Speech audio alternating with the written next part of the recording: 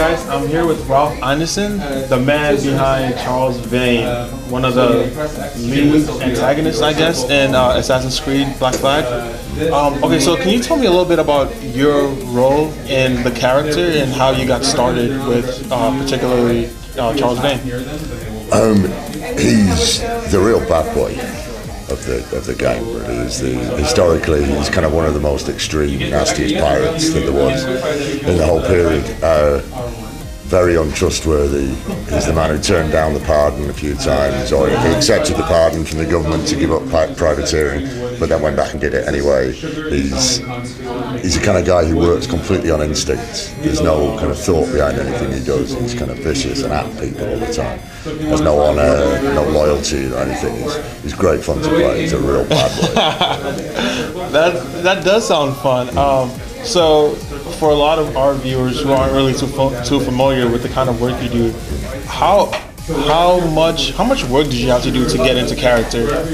I'd like to say I had to do loads of work to get into character, but maybe it's a character flaw, but it didn't actually take that much. I mean, I tend to play bad guys of various kinds anyway in my career, so that part of it wasn't hard. It was great to do the research and find out about the real guy and get historical pointers of the things that he did. He kind of almost single-handedly brought down the Pirate Republic because of his lack of loyalty and the viciousness of it.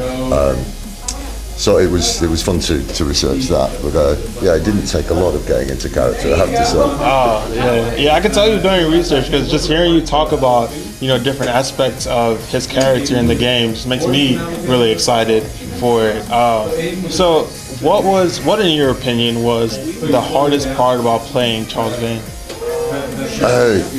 I suppose that the hardest thing is knowing where to stop with it, because when you're doing the motion capture filming with the suit on and the helmet, I imagined, it's the first time I've done that kind of stuff, I imagined that it would be very kind of stop-start and you wouldn't actually get to do a lot of acting. I thought it would be all very technical, but bizarrely when you do it, it's much more freeing because there's 50 motion capture cameras in the studio.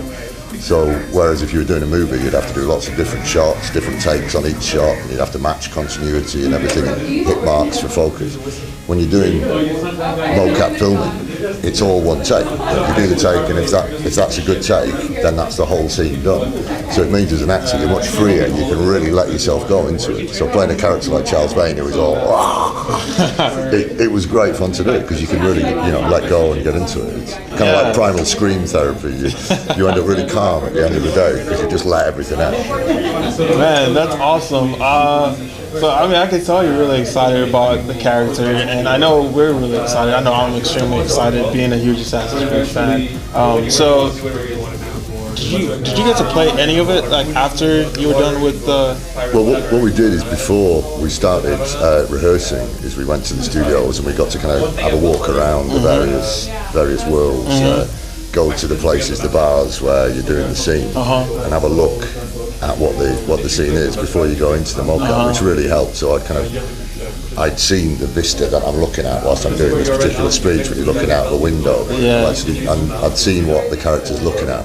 So we got to play it a bit then, but since then I'd have to say I've hardly played any of it. You probably played more of it than I have, but it's really hard because we've got two screens here in this room, and it's really hard not to just kind of watch the screens. It's such a beautiful looking game. Yeah, it really is.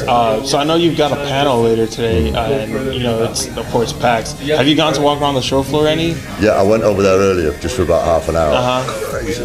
So what was the craziest thing you saw on the show floor? I just think the amount of adults dressed as Mario characters. I think that's what freaked me out more than anything else. So, I've played Mario Kart and those kind of games with my 10-year-old daughter. Yeah. But it's kind of odd to see adults walking around in the characters. I don't want to knock anybody who is doing that, but yeah, that was quite an eye-opener. Yeah, well, man, I thank you so much for your time, man. It's been an awesome time. Thank you.